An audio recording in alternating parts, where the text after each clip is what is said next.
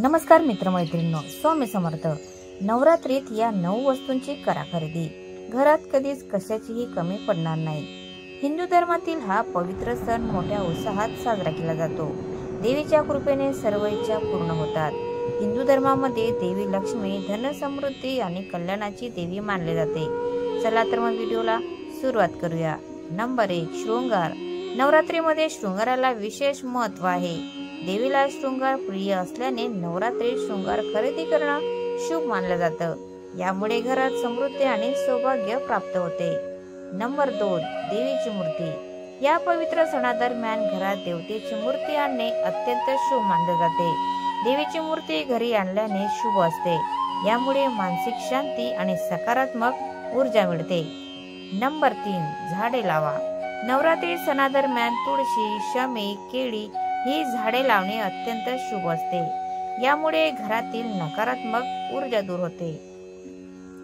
जर तुमच्या घरात तुळशीचे रोप नसेल तर नवरात्रीच्या निमित्ताने ते आणणे अत्यंत शुभ असते।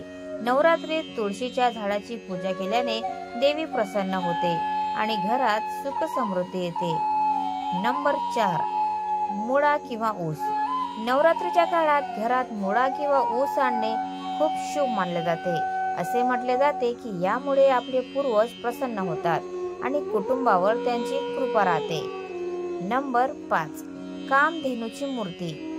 नवरात्रीत कामधेनूची मूर्ती घरी आणल्याने धन आणि आरोग्य दोन्ही प्राप्त होतात। घरी कामधेनूची पूजा केल्याने आर्थिक अडचण दूर होते। नंबर 6, नवीन वाहन खरेदी करा। नवरात्रीत नवीन वाहन खरेदी करणे फायदेशीर असते।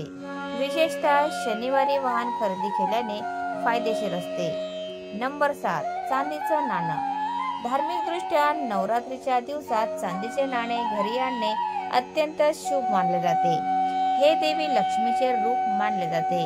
नवरात्रीच्या 9 दिवसात या नाण्याची पूजा केल्याने घरात समृद्धी येते आणि पैशाची कमतरता भासत नाही। नंबर 8, जव आणि धान्य आणणे। नवरात्रीच्या काळात घरात तांदूळ किंवा जव आणणे खूप शुभ मानले जाते। शास्त्रानुसार यामुळे घरात सुख शांती आणि समृद्धी येते। नंबर 9, गंगाजल। नवरात्रीच्या काळात घरात गंगाजल ठेवणे खूप शुभ असते। ते घरात ठेवल्याने नकारात्मक ऊर्जा नष्ट होते आणि शांती टिकून राहते। तुम्हालाही घरात सुख समृद्धी हवी असेल तर या वस्तू नक्की आणा। तर मित्रांनो, तुम्हाला आजचा व्हिडिओ कसा वाटला प्लीज कमेंट मध्ये नक्की सांगा।